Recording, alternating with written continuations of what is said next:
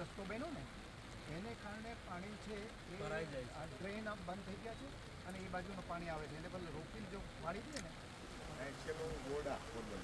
તો જેટલા બાંધકામ છે જ્યાં પાણીના વેણ હતા ખેતરો એમાં જ બાંધકામ છે ખેતરોમાં એનું લીધે પાણીના વેણ અટકી ગયા પાણી જે ક્યાંયથી ખેતી ન નીકળતું 22 વર્ષ પછી આપણે પગલું પડ્યું 22 વર્ષ સુધી આવી પરિસ્થિતિ નથી અને સાહેબ આ વખતે 1983ના ફ્લડમાં જ્યાંથી પાણી ચોક્કસ જ જનક જે રીતના સતત વરસાદ છેલ્લા 3 દિવસથી પોરબંદર શહેર અને જિલ્લાને ધમરોળી રહ્યો છે અને 27 ઇંચ કરતાં વધુ વરસાદ છે તે વરસી ચૂક્યો છે અત્યાર સુધીની વાત કરીએ